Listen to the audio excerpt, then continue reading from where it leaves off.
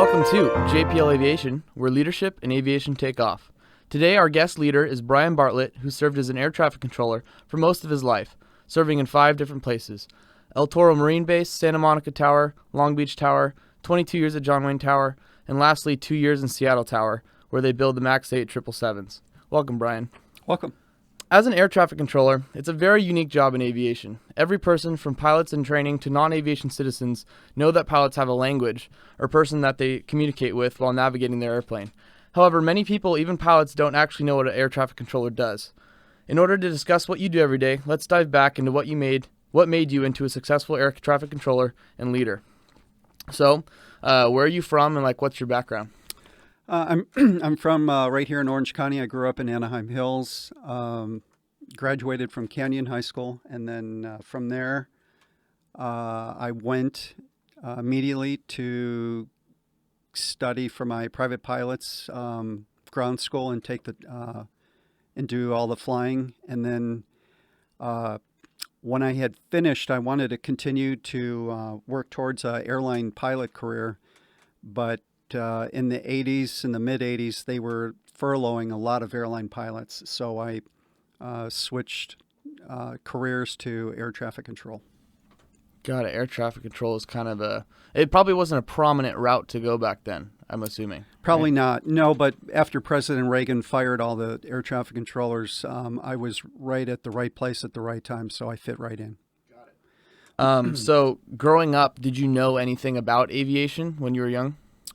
I went to a lot of air shows to watch the Blue Angels, and I knew that when I watched air shows that there was something I wanted to do in aviation.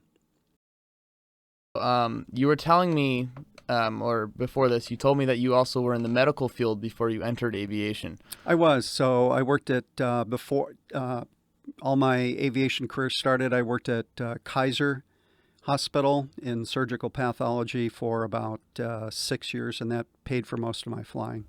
Got it. And what ages was that at for you? It's probably 19 to 24 or 25 years old. And so when it came to the transition from obviously the medical field to aviation, what was the biggest? The money, you said, was there because of the 6 years in a medical, which is important. But the transition mentally from going from surgery to aviation, what did you have to change about your life, your lifestyle? What kind of changed? Well, that's a good question. I'd have to think, but air traffic control, you have to initially take the written test and get a very high score on the written test. From there, they send you to Oklahoma City to the air traffic control at the FAA Air Traffic Control Academy, and that is brutal.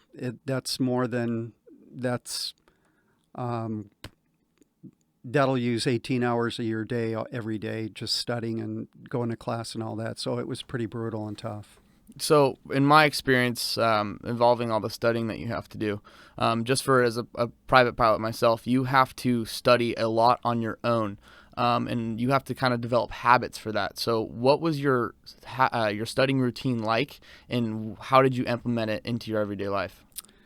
It's quite your first facility. There is quite a bit of studying because you have to learn that whole air traffic control manual, which is, I don't know how many thousands of pages. So I studied that in all my spare time. Even on my breaks at my facility, I would study that book. So there is a lot of groundwork and studying, but after your first facility and you've learned all the basic separation rules and how to run airplanes, you can get away from that classroom studying, and you're pretty much finished with that after your first facility. And so when you were transitioning from the medical to aviation, did you have a job at this time? Were you living on your own? Were you still with your family? Or the academy actually pays you to go there, so that was my job. Even though I was at the academy, they pay you quite well. They pay you. They pay your regular pay. I don't know what the hourly pay was. I can't remember. They pay you your room and board, and then your transportation to get to and from the academy. So they paid you quite well. I had a lot of money left when I left the academy, so it worked out really well. That's awesome. And as far as medical field goes, I'm assuming your parents were pretty involved to help you kind of nurture you and to. They were not. So it's a long story, but they were not. Got it. Here at JPLAviation, that's the type of stuff we like to talk about because people who are successful like yourself, who have obviously everything comes from something, right? Mm-hmm. And so anybody who has success, like I've seen in my own life talking with people, that it's always kind of stemmed from somebody else. They had mentors in life. They had somebody pushing them where they needed to go. And so I was wondering if there's anybody in your life growing up that kind of... I had no mentor. I had nobody pushing me. My parents left California when I was, I think, 14 years old. And I told them they went back east to Pennsylvania. And I told them I wasn't going to go. I was going to stay in California. And they said, as long as you can find a place to live in California, you can stay. So that's what I did. And I had nobody to help push me. I had no mentors. It was just the desire I had that I wanted to go through, have an aviation career. So you really definitely had a passion for what you were doing. I did. That's beautiful because most people don't have that nowadays. You know, they kind of they have stuff given to them and they kind of go for it. But to your parents leaving you and you're saying, all right, I need to survive, so I need to not only pay for myself, but I need to pay for my goals that I'm chasing after too, or just like kind of your everyday expenses is pretty inspiring. Yeah. So by the time I was 16 years old, I was literally on my own. I paid for everything. I bought my car. I paid all the tuition for my college. So by 16, I was literally on my own. Nobody was giving me money for anything, and that it worked out for the best, though. And how much would you say rent was in California back then? I don't recall, to tell you the truth. Got it. I think a normal like studio goes for around like $1,300 now in this area per month, which is pretty insane. Working a minimum wage job for most people, it's kind of hard to have a little leisure time. Awesome. So is there anything else about your childhood that kind of made you into who you are, shaped you, kind of give you that passion besides your parents kind of saying, all right, we're leaving, good luck? I don't think there was. So it was just, I wanted to be a pilot and I wanted to do something in aviation. That was my desire and goal. So that was it. Just the internal fire, I guess you had. Pretty much, yeah. And you said when you first wanted to do aviation, what gave you that fire from transitioning, right? What was the thing that said, I'm going to go for it? So I took just a aviation course. I went to Fullerton Junior College just for one semester after I graduated from high school. And they had a basic aviation course. The instructor was a pilot. And he took us up on one of the days, and that day I knew I was going to be a pilot. So that's how I got started, really. Got it. And then coming up is the time you spent as an air traffic controller, correct? After the medical field. So when you first started off, what was the first tower that you operated in, and how did you get there? I was at El Toro Marine Base in the Tracon portion. So I did all the radar stuff for SoCal when that was at El Toro Marine Base, and then that was kind of a radar environment. And I did not want to do that. I just thought I was more suited to work up in a control tower, so I transferred to Santa Monica Tower. And El Toro Marine Base isn't there anymore today, correct? Correct. They moved all the air traffic controllers from that Tracon building to San Diego near Miramar. So all the controllers that work radar for LAX, Van Nuys, Burbank, Ontario, John Wayne, Fullerton, Long Beach, Palomar, and I think Palm Springs were all moved to one building in San Diego. And you said it was Tracon you were working, correct? Yeah, Tracon stands for Terminal Radar Approach Control. So you were working the approach control for the 5 basic airports in Orange County. Got it. And so you were when you were transitioning to El Toro, how long did that process take? It's not very long. Well, The training lasted, I think, 2 years. And what consisted of the training? Like, I'm trying to dive into how you got there. Was it like a lottery pick? Was there a bunch of people that were trying for your spot, or was it kind of pretty open? Or When you go through the academy, after you graduate from the academy, they give you a list of facilities that you give them a wish list, which they generally do not go by anyways. They need you. They'll give you a list of facilities where they need you the most. They'll try to place you as close as they can in your. Let's say if you're from Southern California, usually the facilities are going to give you are in Arizona, California, Oregon, Washington, and Hawaii.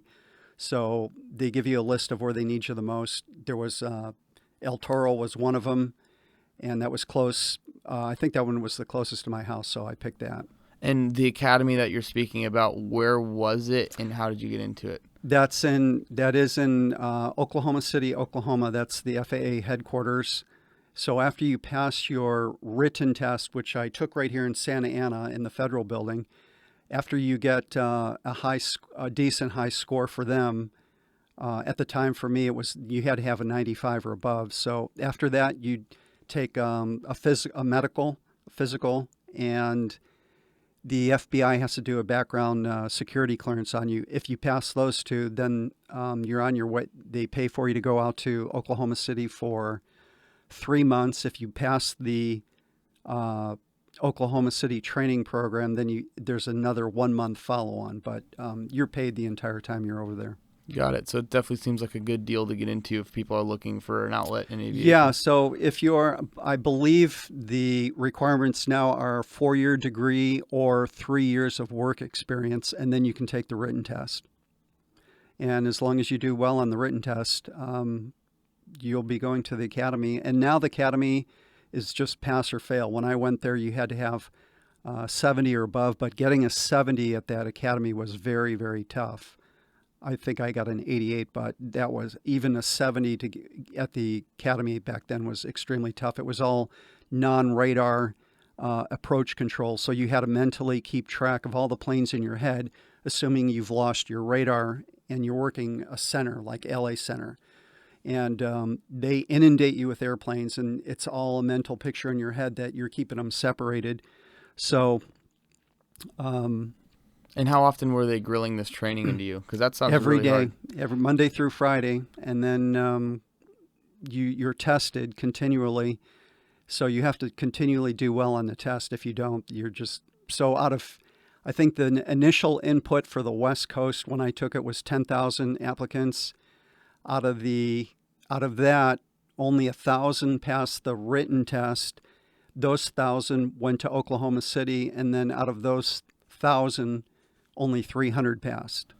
So a 30% pass rate, right? Yeah. That's crazy. Pretty much. And was there a placing system for the 300 that did pass? Say, for example, if Yeah, they're well, really even- good, they go to a giant Class B somewhere. Or... Well, so that's a couple questions there, and I'll try to answer them. So I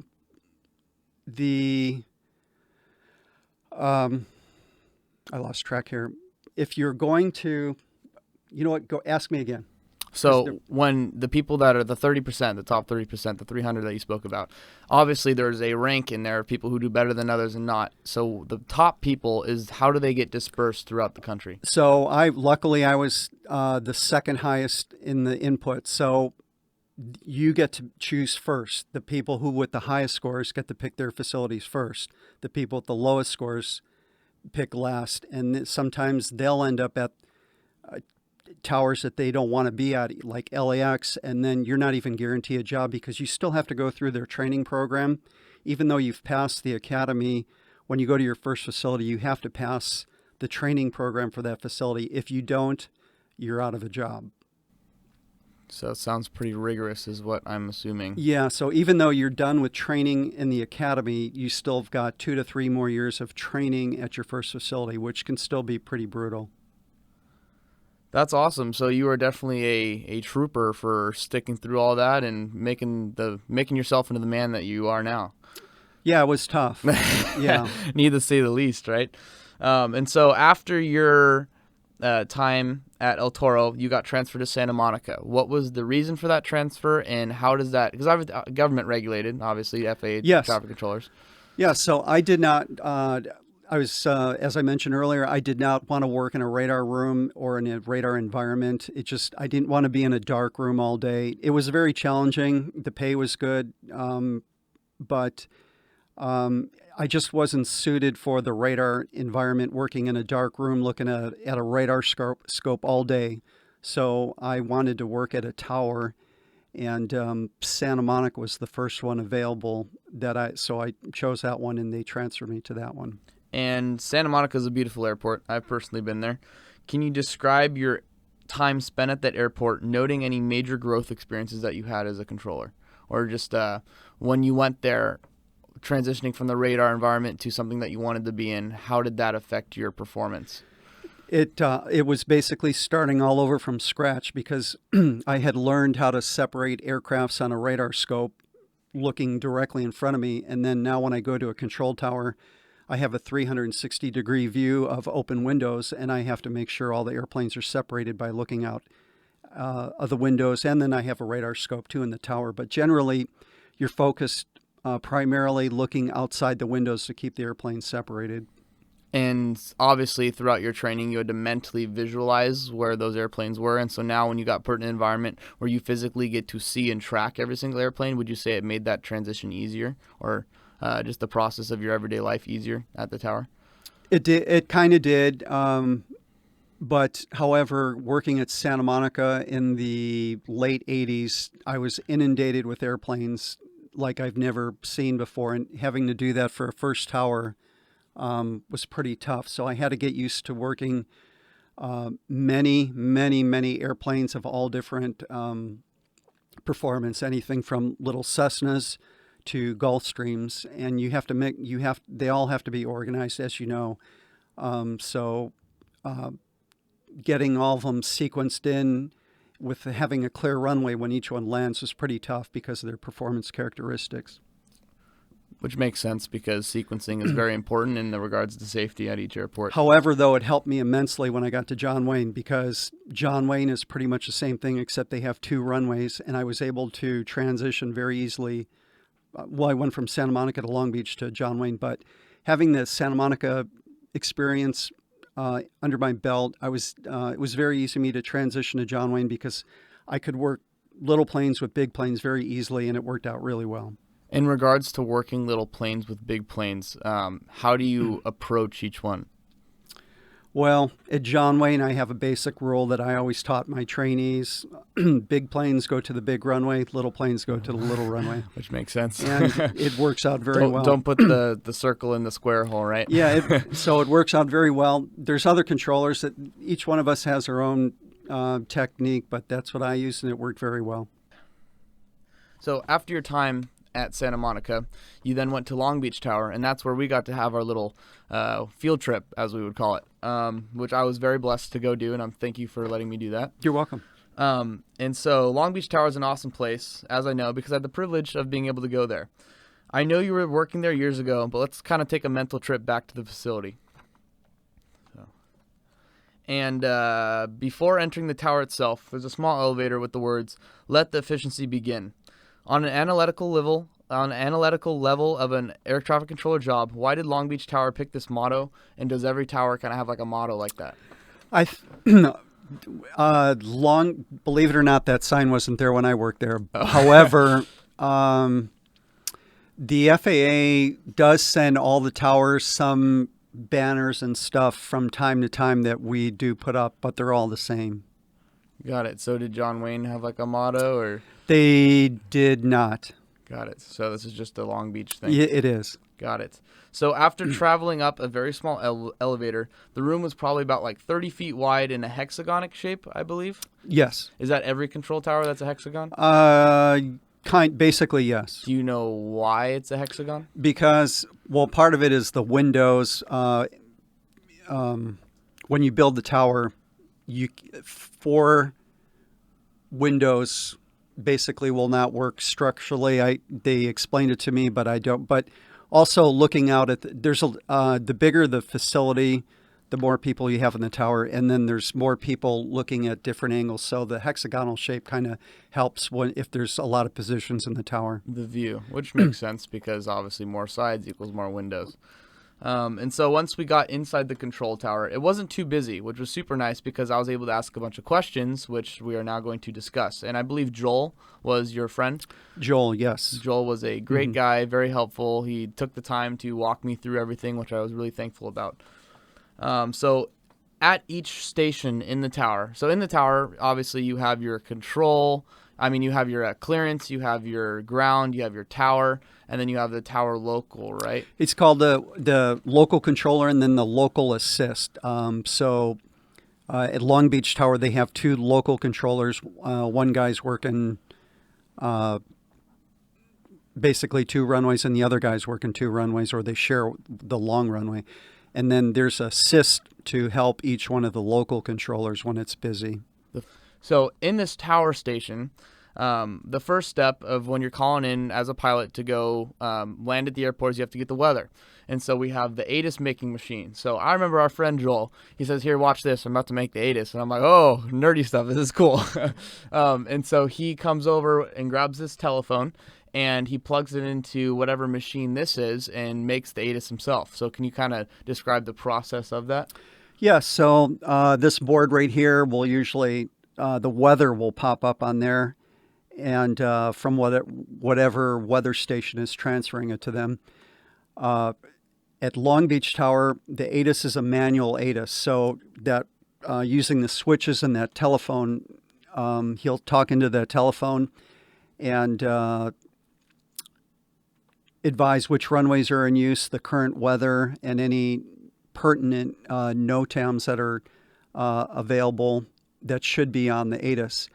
As opposed to John Wayne, it's a digital ATIS. A computer makes the ATIS, and the clearance delivery guy is relieved of making any kind of ATIS at John Wayne. So you obviously prefer a digitized version of I do, because clearance delivery position at John Wayne is extremely busy. So if just taking the load off of not having to make an ATIS at John Wayne helps quite a bit. Which makes sense because obviously every moment you're in the tower is crucial because if planes are coming in and out, taking time to make the weather is definitely something that can be cut out well, through John technology. Wayne is short, so normally they have an IFR clearance delivery frequency and a VFR clearance delivery frequency. However, since they're short, one guy is working both of the frequencies, so he's continually telling the VFR guys, please stand by.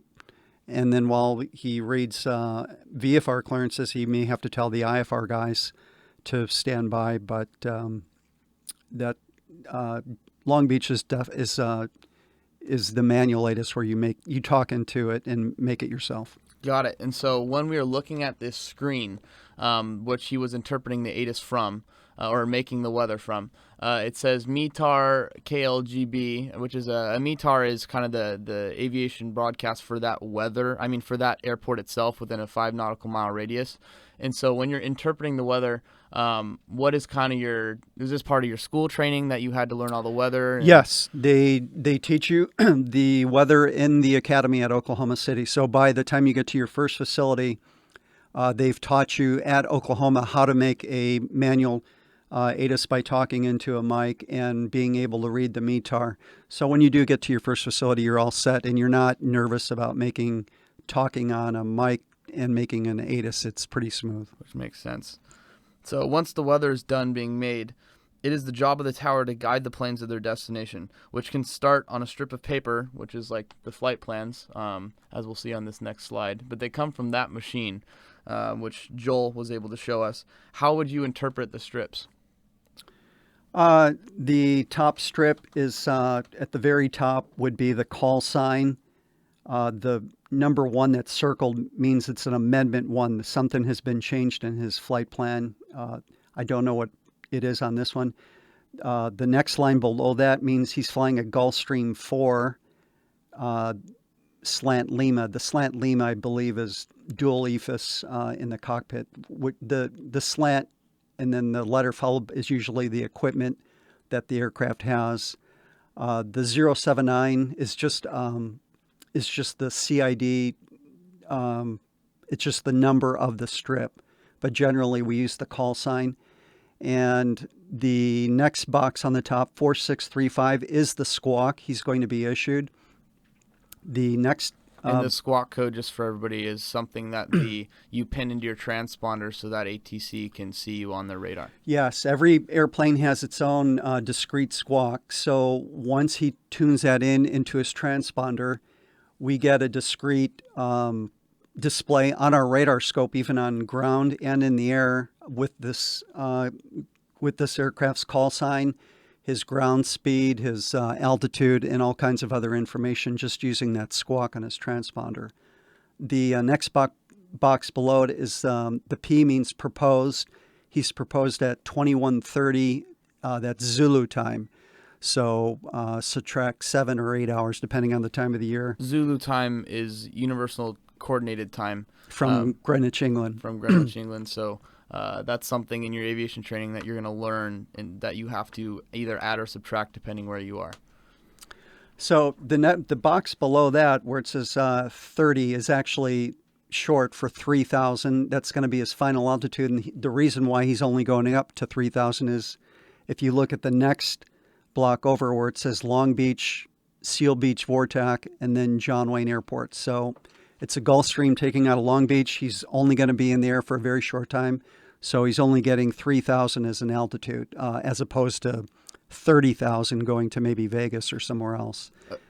A Gulfstream is a pretty large aircraft, so when they're filing at 3,000, you'd go, you wonder why. But then obviously, as you're interpreting the strip, you're saying, okay, all these strips that he's reading off of at this airport specifically, the only strips that come in are IFR flight plans, which is instrument flying, in the aspect of he's using means of ground-based facilities to navigate through the air. And so how far do you think John Wayne is from Long Beach? What do you think, like 25 miles? I could be way off. No, I was going to say maybe 17. 17? That was close. 25, 17. Not horrible. It's in the ballpark. Yeah. And so at 3,000, when you're calling into clearance to basically make your flight plan, 3,000 feet is kind of the altitude that the jet's going to climb up to and then descend to as he's traveling from Long Beach to John Wayne. And then the Part 135 flight, what does that mean? That means it's an air taxi flight.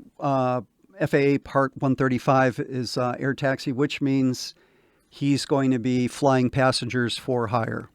Got it. And Part 135 also is a FAR, Federal Aviation Regulation, and you can check those out at JPLAviation.com, where we will dissect the FAR-AIM and learn everything about it that you desire. So moving on to the next strip, just to kind of give us our a different example of one. So all day long, from the moment we open the tower till we close, we get flow control messages all day long from different airports across the country. It can be anything. Usually it's weather related, but sometimes incidents happen. Maybe a plane will land on the runway with no landing gear and he shuts a runway down, and they have to start flow control into that airport because they've got to clean up the plane off the runway, and traffic starts to build up rapidly, so then they have to institute flow control. There's many reasons why, but generally the usual is weather related. So the one right below the flight strip is from the DEN means Denver Airport, and the GS stands for ground stop. And that means any aircraft at your airport that is either taxiing out or you've read a clearance to, or even he's just holding shore of the runway getting ready for takeoff and he's going to Denver, he cannot go. It's a ground stop, and that means nobody else can be launched into the air during a ground stop for that particular airport. Denver was obviously going through some bad weather at this point. They were having thunderstorms when you and I were up there, so that's what generated this. It says right at the end, due to TS, which is thunderstorms. Which most jets will be able to get to Denver in a very quick time, so by the time they got there, the thunderstorms would probably still be Yeah, so in the wintertime, it's usually snow in most of the country that generates this kind of ground stop activity. The next one below that, it's the ground delay program in effect to Fort Lauderdale. Who knows what that could have been for Tiger Woods going back home or something. Who I have no idea. Celebrities, yeah. Yeah, I mean, there Ground could have been a delayed. golf tournament. I have no idea why. And then, so when there's a ground delay program, usually means we have to call LA Center for a flow time for that plane to, and they'll give you a time with a 2-minute window, and then that time that aircraft has to be released during that 2-minute window to meet his flow control time. That's just how precise the travel industry is, which is pretty amazing. Yeah. And for LA Center, can you give a brief description of what they do as you're working with them for the tower? Sure. So when a plane takes off from a given airport, usually they're handed off to, in Southern California, they go to SoCal, and their airspace, I believe, goes up to somewhere, since I'm retired, I'm guessing it's somewhere around 15,000 to 18,000 feet. Don't quote them. Yeah. So once they're heading above that airspace into high altitude airspace, they're shipped off to one of the air traffic control centers in the country. I cannot remember how many there are, but Los Angeles Center is based in Palmdale, California, and they're responsible for separating all the jets at high altitude. And so the way I learned it is that you kind of have your tower, which kind of controls the airspace around the airport, and then you have the further layers of radar as you go higher up in altitude that kind of cover all the jets that are flying around at the higher altitudes, from what I've understood. Yes, some people describe the airspace as an upside-down wedding cake. It kind of goes up and out as you get through, go to different facilities. So for people who don't know anything about aviation, so basically when you're flying in an airline, there's always someone watching over you most of the time, which is nice at the higher altitudes. 100% of the time. Got it. 100% of the time. Yes. O'Brien. So, unless maybe you're going to somewhere, in Asia or somewhere where they don't have air traffic control out of the country. But that's, yeah, but that's in a the little United too advanced. States, it's 100% of the time an aircraft will be monitored by some air traffic controller. Just for safety purposes, correct? Correct. Got it. So after clearance delivery is done, as a pilot, you're calling into clearance to get a flight plan to go somewhere. And so once that flight plan is done, you're done making it, they'll switch you over to ground, which allows the pilot to move around the taxiways of an airport. What is the ground controller tasked with doing specifically to move the airplane about the taxiways? Like, what's kind of his job description and mentality as you're working that station? Ground control can still be very busy at depending on what airport you work at. You can still be, sometimes the ground controller is more busy than the local controller working airplanes in the air. LAX is a good example because they have to be sequenced and fed to the runway depending on what their flow time is or which direction they're going. Little planes can generally, we just send them to the run-up area, let them do their run-up. Once they're done, we send them out to the runway. That's fairly easy. Getting airplanes in and out of their gates can be tough, especially if their gate's occupied.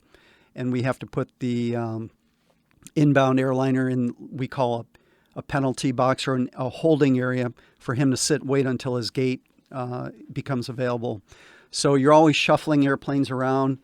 And depending on how many airplanes are on the airport, it can get very, very busy. And so a gate, for people who don't know, what is a gate? So a gate, when an airliner lands and he needs to taxi up to the terminal building, another name for a gate would be the jetway. So the airliner will pull up to his terminal, and all the gates have their own specific number depending on where they are. So if you're going to, I'm just making a gate 5, and you're assigned gate 5 by your company, you'll taxi to that gate, and when the plane turns in towards the terminal building, the gate or jetway will be moved up to the airplane so all the passengers can disembark from the airplane and head into the terminal building. So we generally call that a gate. Which I'm assuming most people who have flown with the airlines would be part of that process, so they can kind of visualize the ramp thing coming up. What do you guys call that? You said when they board and deboard. Yeah, jetway. Yeah, jetway. Or a jet bridge. There's a lot of names for it. There you go. The jet bridge. I like that one.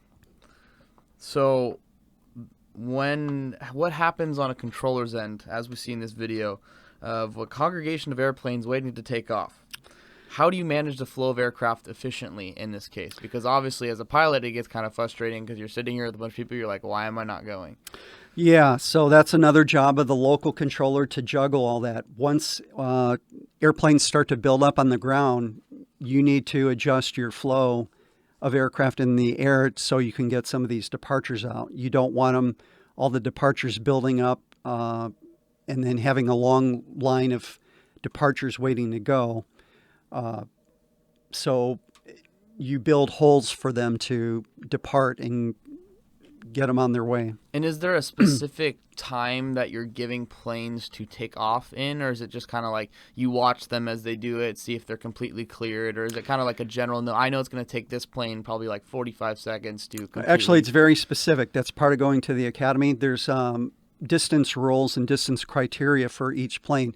Generally, two small planes have to be 3,000 feet apart. So when you clear the first one, as long as he's 3,000 feet down the runway, you can clear the second one.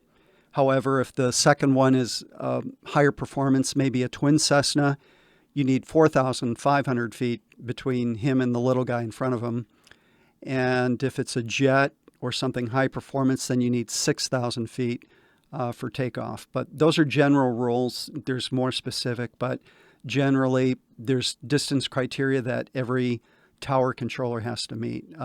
So he always they'll have markers or mental markers in their head where they'll know the distance down the runway. When a plane crosses that section, he'll know that he was 4,500 feet apart and he can launch the next one. And that's part of your ground training for that specific airport, correct? You learn all the mental markers on the airport? That's correct, yeah. Got it. And are those preset markers that you're going to have, or is that kind of just over time doing it with other There are no people, preset ones, so it's all mental. Your instructor will generally tell you, okay, from the distance from the approach end to maybe that sign is 3,000 feet, and then you make mental note of that, and that's how you memorize that.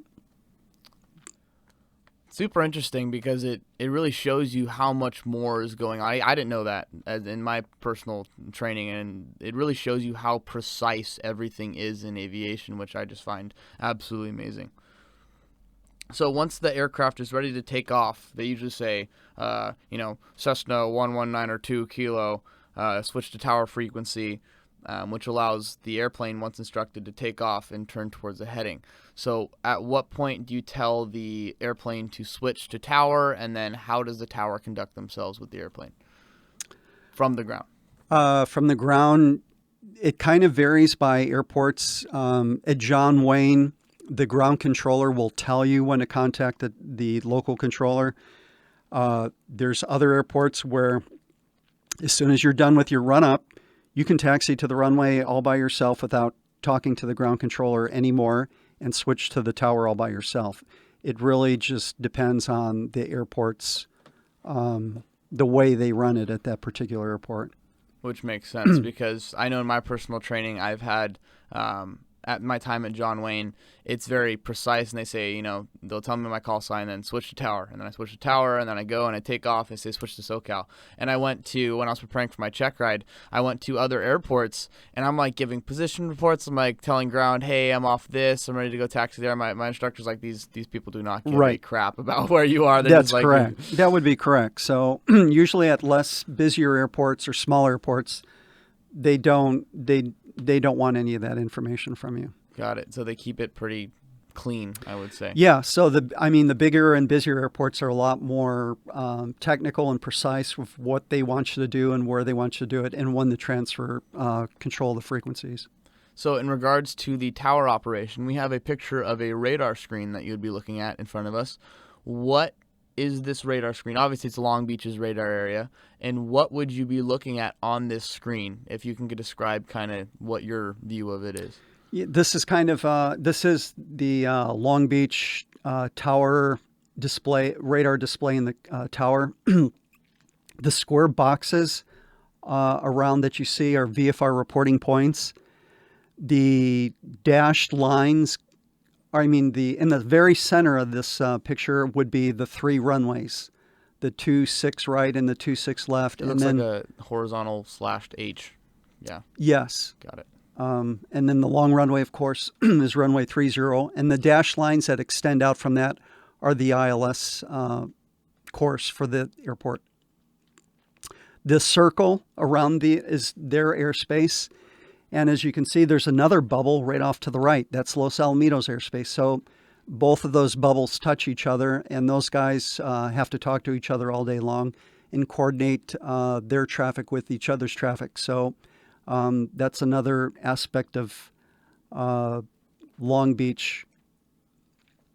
The line at the bottom that kind of zigzags is the shoreline, believe it or not. And there's another dash line near the bottom portion to the left. That's the ILS going into Torrance Airport. But so the airplanes themselves, I understand, are the blue dots with like 0, 1, yes, 0, I was just 0. going to get into that. So the blue square, the blue small squares are the actual airplanes themselves, and the longer line that touches the blue square is the transponder. So the actual blue box is the raw radar hitting the aircraft and sending the metal reflection back to the radar. But the longer line is the transponder tick that follows that aircraft.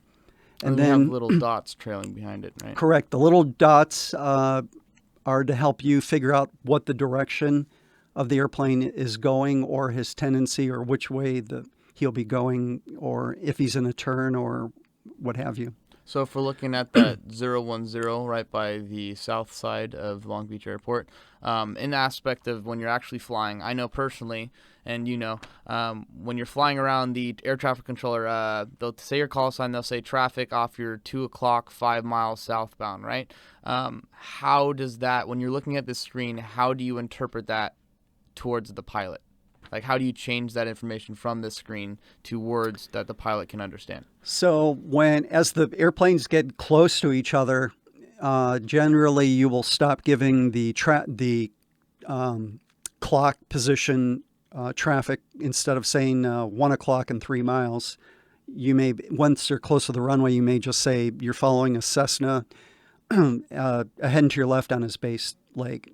But as they get further and further from the airport is when you start using the clock positions for the aircraft. And so when they are further from the airport, how are you, because obviously when it shows up on the radar screen, I would look at that and I'd be like, okay, so let's look at the 019 compared to the 010. So would you say that let's just say they're 3 miles apart. Would you say that aircraft is at the 5 o'clock and 2-3 miles north, or what? Well, that's where the little trails come in handy, so you can see which way they're actually going. So, believe it or not, all 3 of those targets with the little boxes on them are all helicopters, and we know that because the helicopters are given a discrete squawk at Long Beach, even if they go practice, and one of them might even be a Long Beach police helicopter. But we know that just those little square boxes are helicopters, and Long Beach has a lot of helicopters. They do a lot of helicopter training there. We did see a lot, that's for sure, when they were flying around. Yeah, they have 3 helipads there,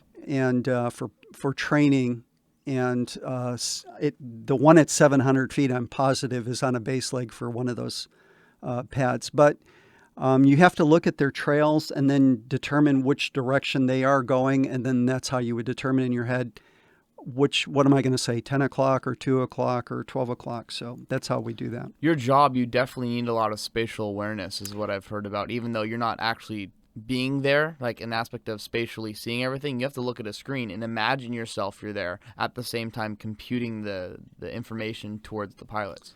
Yes. However, at some airports, this particular screen does not have a lot of aircraft on it.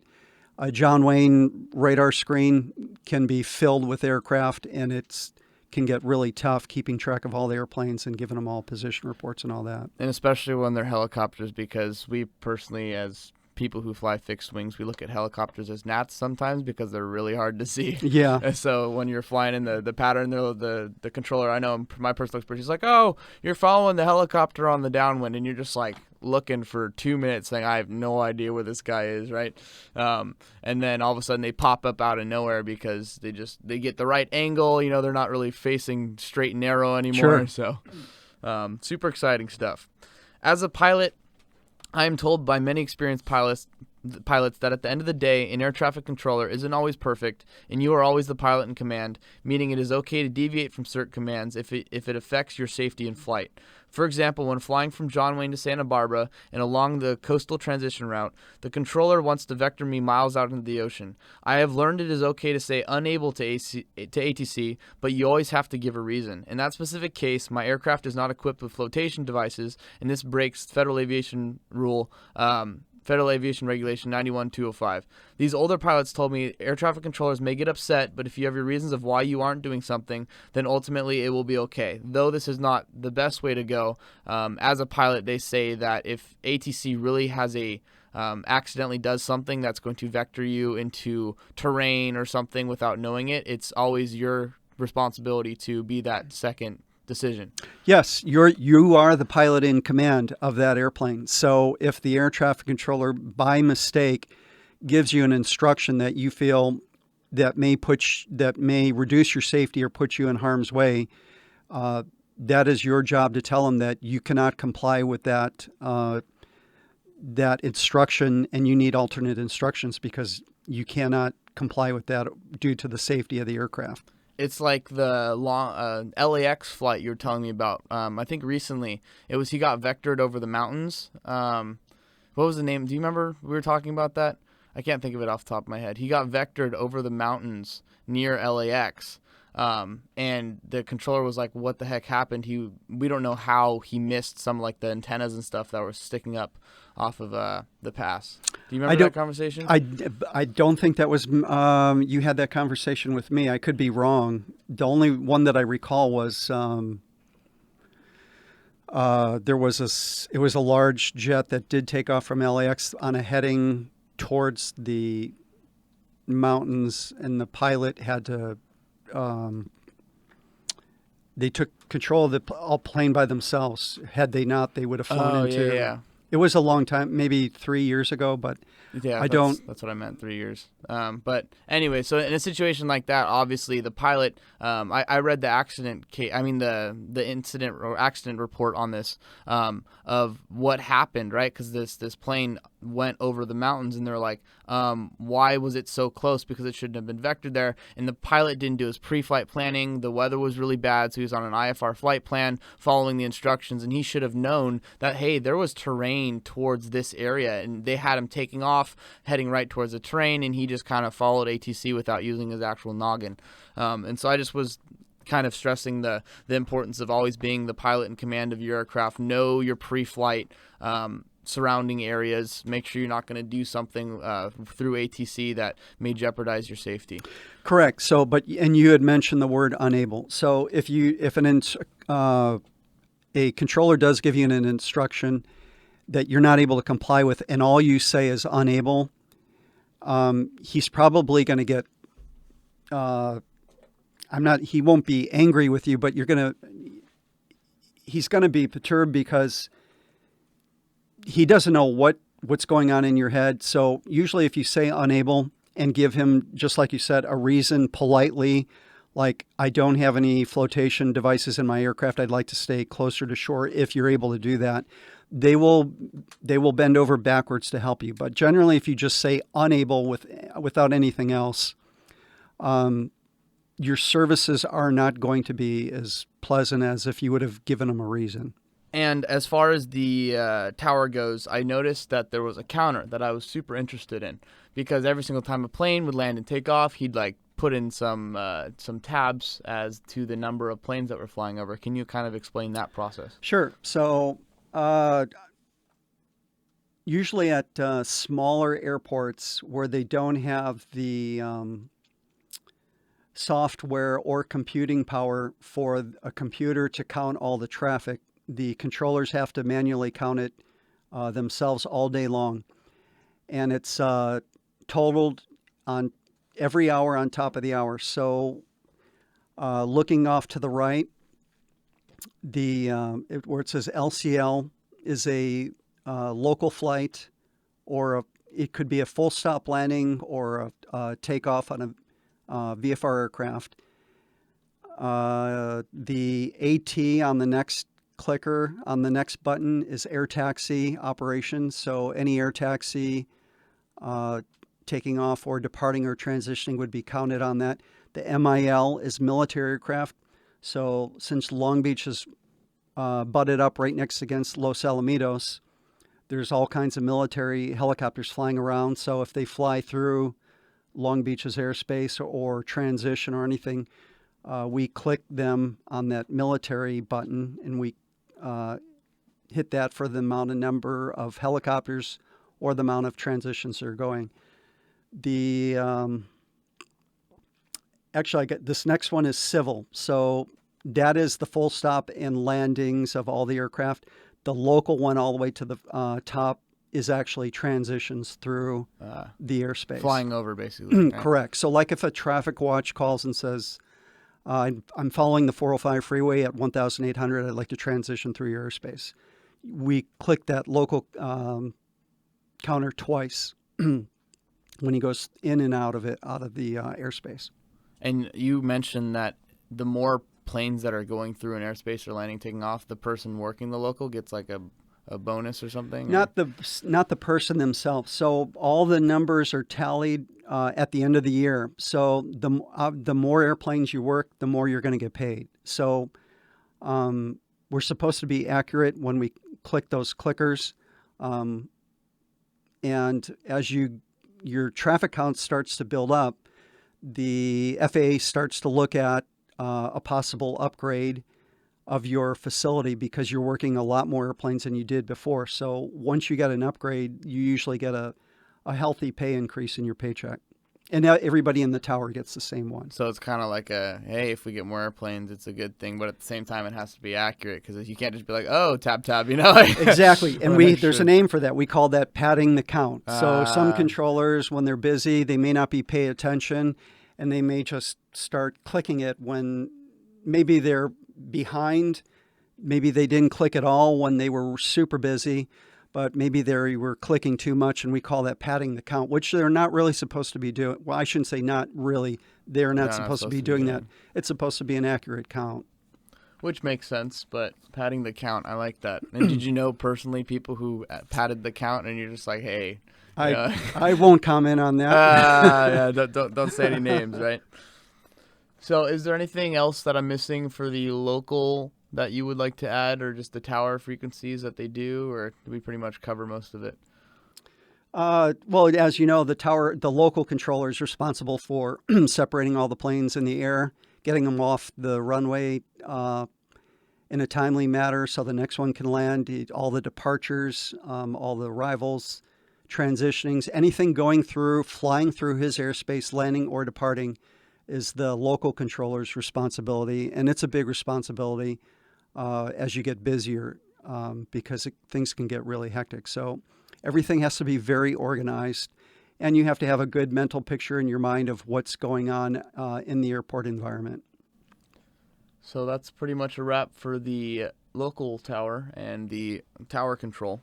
So now on to the airport lighting. So we had the experience of looking at the lighting as you're flying over. You can either tab it 3 or 5 or 7 times depending on the frequency. Depending on the intensity of the lighting that you want. And we actually went to a panel that had the different switches for the lights on the ground. There was the daytime one, and then there was the nighttime. It's a matter of just switching it on and off. So I thought it was pretty interesting, the aspect of the lighting's manually controlled through the tower. Right? Correct. The picture you have displayed is actually the old lighting panel. The new one, I don't know if you took a picture of it or not, is the touch. I think it's our next. Is the touch screen panel? This one, right? Yes. So everything is much more automated. You can see if you look all the way to the left under visibility, you just pick the mileage of that you have visibility wise, or day or night, and you just push that button, and it will automatically set the lights to the correct intensity and which ones need to be on and which ones need to be off. Again, technology making the air traffic control's life easier, right? Quite a bit. Yeah, definitely able to differentiate. And it gives you a full run out of the runway, telling you, does it show you where the lights are as well? No, it does not. Maintenance log. Very interesting. So it keeps you, makes it easier on you. You just go over, press the button. So as for night flying, though, Long Beach turns into a uncontrolled, is what I believe, After the tower closes, and I believe Long Beach stays open all the way till 11:45 p.m. So all the way up to that point, there's a tower person there. But from 11:45 till somewhere around 6 in the morning, it's just like you said, it becomes Class D airspace with no tower controller. And then the lighting turns into just the clicks on the radio, correct? Pilot operated, correct. So, Pilot operated. 3 clicks might be low intensity, 5 clicks might be medium intensity, and 7 clicks on your transmitter might be high intensity. Which is good for depending on the runway that you're going into. I had an instructor one time told me that he had a radio, the handhelds, and he'd be driving down the freeway up like the 15. You know how there's like those airports all along the side? Yep. And so he'll be tuning into the frequencies as he's driving, and he'll click the radio just to see the lights turn on in the distance. So I was like, that's kind of fun. Good idea. I mean, hey, if your crew resource management is good enough and you kind of want to play around while you're up in the air on a long cross country at night or something, you can just, click on some airports like, oh, hey, there it is. Sure. Well, if you lose an engine, you may have to land at one of those airports. Exactly. So, always be prepared, right? Yeah. Another favorite I saw was the light gun. And I had actually never seen or knew what a light gun looked like. And so at this point, you hear in your aviation training, which you can check out at JPLAviation.com, we go through all the light gun signals and everything you need to know about what happens if you lose your radio communications. So looking at the light gun itself, I noticed there was a cheat sheet one for the air traffic controllers because you can see on the far right picture, the cheat sheet's right there on the light gun. So yes, controllers can sometimes forget the obscure ones. Maybe I'm just going to use a flashing white light, for example. Maybe not every controller can remember that. So we have just the little cheat sheet taped onto the light gun, and that's pretty much happens at every single tower. They do that. It's not required, but we do that because you can almost guarantee it's going to be used. And so when we turned on the light and pointed it inside the tower, not outside, we were safe, people, don't worry. It's actually not a bright light. It's kind of just like a glow, and you point it up at the airplanes in the sky, and there's actually like a little sight on it that you aim with. Yeah, so you don't want to blind, especially at night. Just like you said, it's kind of a glow. If it was like a narrow beam and you pointed it right at a pilot's eyes while he's flying at night, it could temporarily blind him, not blind him, but maybe mess up his night vision. Correct. So it's not a focused, super bright beam, but sometimes it can be tricky to see in the daytime. Which makes sense because that's why it kind of had a glow and not a beam, because the beam wouldn't shine through the day. Yeah. So what we'll do is, if it's in the daytime, the pictures you have displayed are with the shades down inside the tower, so there's no glare. We most definitely, depending on where the plane is, or if he's on short final or final, we'll raise that particular shade and then shine the light gun out of the tower so they can see it a little bit easier. So if you ever flying at night, lose your comms, or flying during the day, they have the light guns. They're ready to go. Because at general aviation students, you don't really think of it. You're just like, you just learn the light gun signals, right? That's just something you just got to know. But they're ready to go. They're ready to be used, even though sometimes they're used a lot. Sometimes they're not used. Sometimes you'll go months without using them. Sometimes you can use them 7 or 8 times in a week. It just depends on what's going on. And some aircraft definitely don't have radios either. So therefore, they couldn't go into controlled airspace, like a Class D, for example. But still, if something were to happen, they had to land there. It's like, okay, this plane without any radio communications need to land. So what are you going to do? Whip out the light gun. Yeah. Super exciting. So a big part of a controller's job is to know what to do when an emergency happens. During our time at the tower, we did notice a fire that was occurring near the airport. what would be the procedure for any fire-related emergencies? In this case, there was a red phone, I specifically remember, and you're like, that is the emergency phone that we go to. We call it the crash phone. So any emergency or even a potential emergency, for example, a twin Cessna's inbound to the airport, and he's already told us he's lost one engine. Even though he has not landed yet, we pick up that crash phone. It goes right to the police department. It goes to the fire department. It goes to a few other agencies, and all the equipment starts coming out. The fire trucks, police, and so we have it all. They're all ready by the time that aircraft gets to the runway. However, once something does happen on the runway that was not foreseen, we just pick up that same crash phone, and the fire department comes out immediately and starts doing whatever they have to. So what are some aircraft accidents that you may have seen in your time, and how did you handle them? I've seen a lot. I've been through a lot.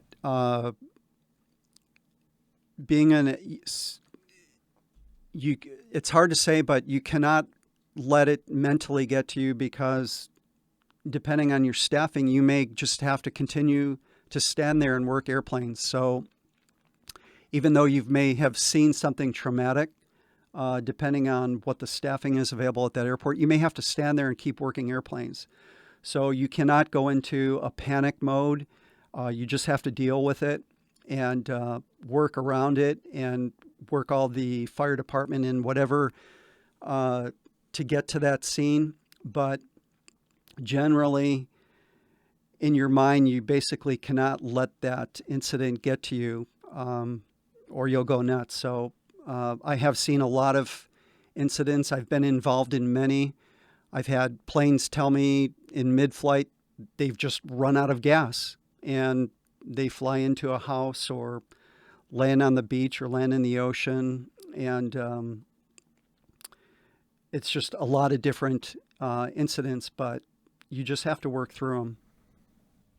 It's super interesting because obviously aircraft accidents are not optimal scenario in any case, and as a air traffic controller, you have to mentally be able to handle those while at the same time holding your responsibilities and duties in the aspect of you're going to cater to that aircraft, but at the same time there's other aircraft that may be in the sky that Sure. you're going to give priority handling to that one aircraft into distress, but at the same time you have to be able to maneuver, lead all these other aircraft. Sure. So let's say I'll use the same example. Maybe a twin Cessna has lost his engine. He's got an engine on that same engine is on fire. He's got smoke in the cockpit.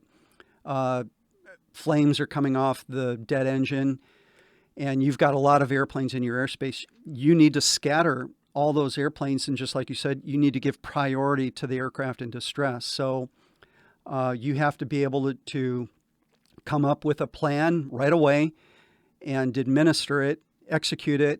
You may have to send some planes away. Some may have to go to a holding pattern, depending on how bad the emergency is. But even if plan A doesn't work, you need to have plan B in your pocket and execute that immediately. So emergencies can be tough, but you cannot think about them. You don't have time to think. You have to react instantly and come up with a plan and execute it. In your pilot aviation training, emergencies are one of the most important things that you can ever study for. It should become memory, physical habits that manifest themselves when emergencies do occur. And so it's good to know that training for ATC is also that extensive, because obviously when accidents and incidents do occur, it is important for everybody on both ends, whether that be radar or the pilots themselves, to know how to handle every situation. Yeah, it's really hard to train for emergencies as an air traffic controller because there's so many different aspects and so many different things that may have to be done. As opposed to being a pilot, you're going to look for the safest place to land immediately. But you're trained for that as a pilot. But training for emergencies and air traffic control is really tough.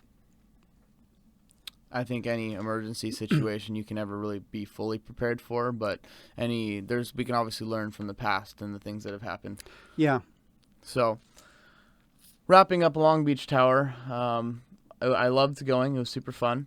And after that, we called it a day. And then after Long Beach in your career, you actually were at John Wayne for 22 years, correct? So can you kind of describe that was like, everything that you kind of did there? John Wayne was a great facility, fantastic facility. There's a lot of airplanes going in and out of that airport. And that was probably one of the best towers for experience that I've ever worked at. So coming from Santa Monica and Long Beach, it was easy to transition into John Wayne. But you're at the time that I went, you're paid more because you're working a lot more airplanes. But it is a lot more hectic. And you only have 2 runways to put all those planes on the ground or get them in and out of the airport. And one of them's a super short runway. So it's definitely a huge challenge to work at that airport. But I had a great time there. Would you say John Wayne was definitely the busiest airport you worked at? Yeah, I would say that. And out of your time at John Wayne, what did you personally, okay, so in life you have failures, okay?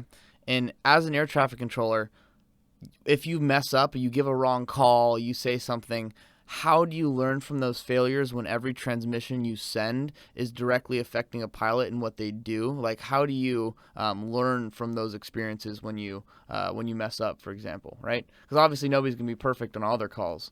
Well, believe it or not, I mean, that's what we strive for. So, yes, they do. They will make some phraseology mistakes. Generally, the transmissions that are that go out are sometimes you can have a session and usually you can just be 100% correct.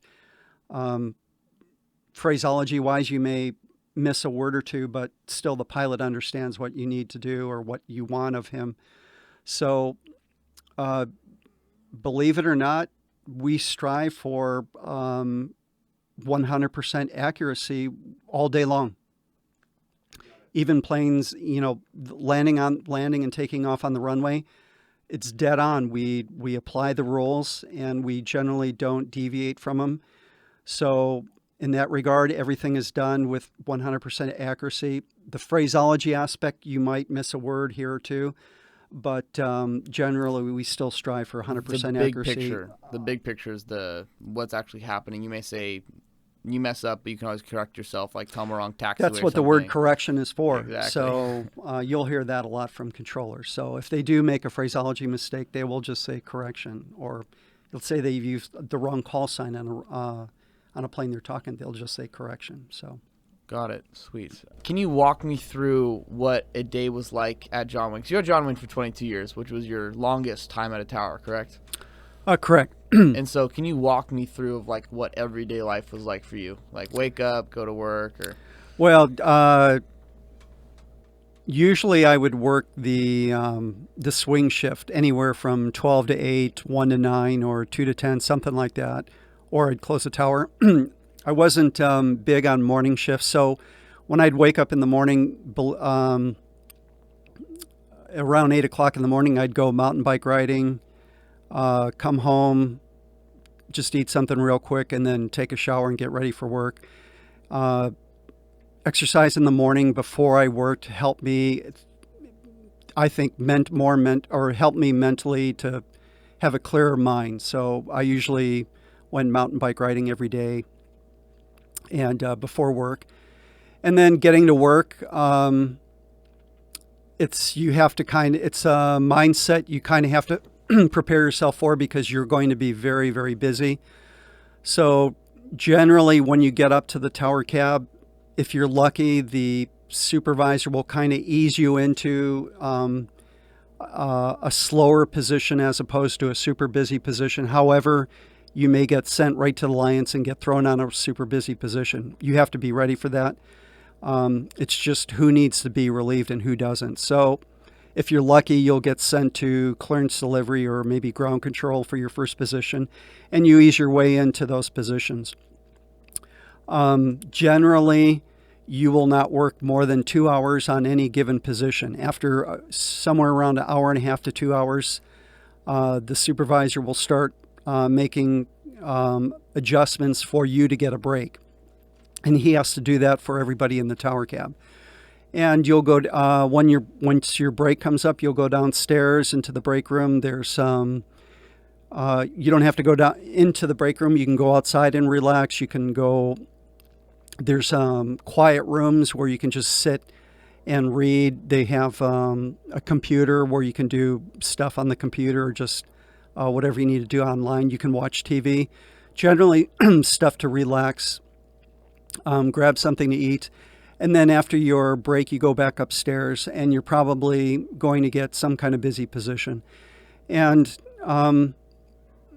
after you've been there for a while, even though it's busy, it may not, you're not under, if you know what to do and you've seen the same situation hundreds of thousands of times, you already know what to do in your mind. So even though you might be really super busy, you're not that stressed out because you've seen this situation so many times, you know what to do. It's practiced repetition that kind of gets you the produced result of you being able to just handle every type of traffic. Correct. So even though you're at a super busy facility, people think that you're under so much stress, but actually, since you've seen this so many times, it's almost like you can do it in your sleep or with your eyes closed. Not that we do that. Yeah. But don't tempt it. It becomes repetition. So at John Wayne, they have set procedures, taxing out, taxing in. The pattern is very tight, and generally they only have 3 or 4 directions arrival paths that the planes are coming in. So it's a very organized operation at John Wayne. And it's so after your second session, you may go down and you're ready for your meal break. You get a decent meal break. And you can leave the facility if you want and go to whatever close by restaurants and grab something to eat, bring it back. Hour lunch break? Or it depends on the staffing for that day. Sometimes you may only get a half hour. If the staffing's good, you'll get longer. If it's really bad weather, you're going to get an easy hour for sure because nobody's flying. Yeah, IFR, right? If it's raining, there's guaranteed a 1 hour meal break. But if it's busy and the staffing is short for the day, you may only get 30 minutes. Sometimes you can even get less. But after that, you go back upstairs and you work your next session. And depending on how that goes, you may, after that 2-hour session, you'll go downstairs and they may have you do some paperwork or just finish up for the rest of the day in the break room. But generally you work, if you're there 8 hours, you're probably going to work an easy 6.5 upstairs in the tower cab. And what I've understood is that at each station you're only allowed 2 hours each. That's like the maximum limit. That's due to the air traffic control union agreement they have with the management. So generally you do not want to work any controller past 2 hours on any position because they start to get tired and irritable and antsy, and if it's super busy, 2 hours is enough. Which is a good thing because you don't want people to have those types of right. And also, I mean, once you start working a person that's under the really busy conditions for more than 2 hours, the medical aspect is determined that your memory can start, I wouldn't say deteriorate, but maybe if it was working at 100% when you were fresh, maybe only 95%. So you don't want to leave any of that out. You want a fresh controller, and you want a fresh controller on every position when you can do that, so everybody's fresh and safety is not deteriorated any part of the day. Consistency is key as an air traffic controller, is basically what I'm hearing, correct? So you don't want to be lagging mentally on one station because you've been doing it for so long. So when your brain changes from ground to airplanes in the sky, it's kind of a different motor function you're probably using. is what I'm assuming. Yeah. So instead of watching airplanes on the ground, you need to shift all your mindset to work, looking out the windows more, and having an awareness of airplanes in the air. So what station would you say was not only your favorite, but your strongest as well? The ground control and the local control were my favorite and my strong point. So I enjoyed working a lot of airplanes in the air and on the ground. To me, it was rewarding. And what made you a good ground control in the aspect of a ground controller, in the aspect of, was it just the way you were managing things, or your time doing it, your experience, or all of everything you've mentioned, all the above that you just mentioned, all come to play into that.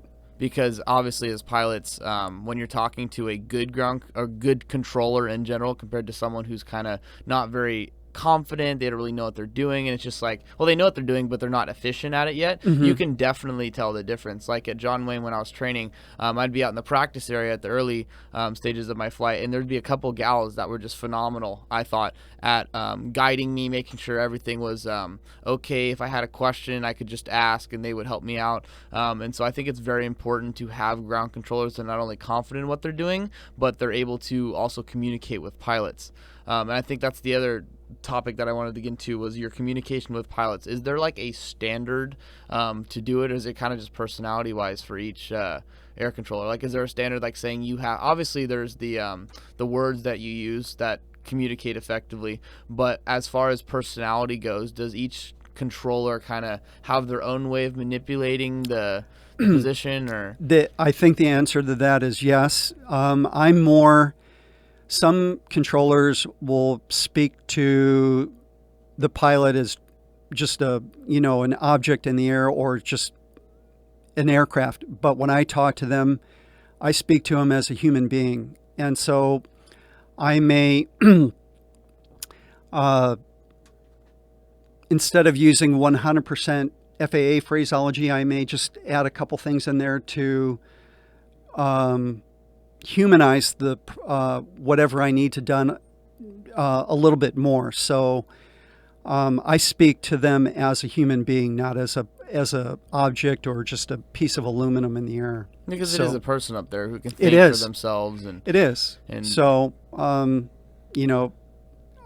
understand that a lot of these planes have 200 people on board, and I want to give them every possible opportunity they need to do, or fly the airplane safely in my airspace. So I personally speak to them as a human being, but there are a lot of controllers that will not do that, and they just speak to you as an object. But you still get the same service. They keep it very business oriented. They do. I would say. It's just very strict. I'm a little less business orientated though, so I think every pilot can appreciate that. So thank you for doing that. Yeah. And as far as working with student pilots, do you have any advice for the student pilot themselves, or how would you treat them differently? Student pilots need to be treated differently. However, in order for the controller to know that, the student pilot should tell the controller sometime, either on the ground or in the air, I'm a student pilot. When you do that, though, the controller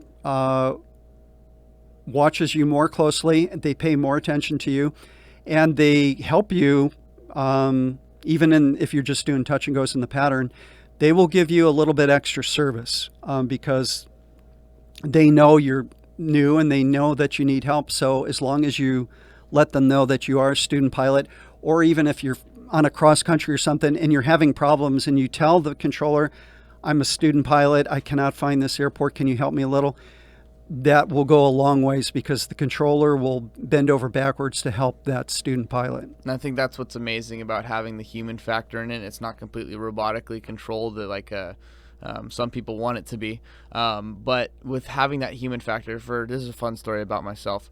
When I first did my solo, obviously I'm nervous out of my brains, and so I hop in the plane, family's all there ready to watch me go, and I hop on the radios and I cue into the clearance, because I taxied the east side of John Wayne. I never really went there before. I always came out of the west side, and I go on clearance. I'm just like, I say my call sign, then I'm like, student pilot, first solo, and then I kind of brain farted, and then she was like, "Oh, would you like to fly?" There was a lady. She's like, "Oh, would you like to fly the pattern 3 times?" And I was like, "Yeah, that, thanks." And I was at my call sign, and then she went. And I just remember I was like, now that thinking back on that, I was like, she could have totally just been like, I didn't say anything right? But she knew because I said student pilot. She's like, I was probably nervous my first time. She recognized that. I ended up doing fine on my first solo. Nothing bad happened.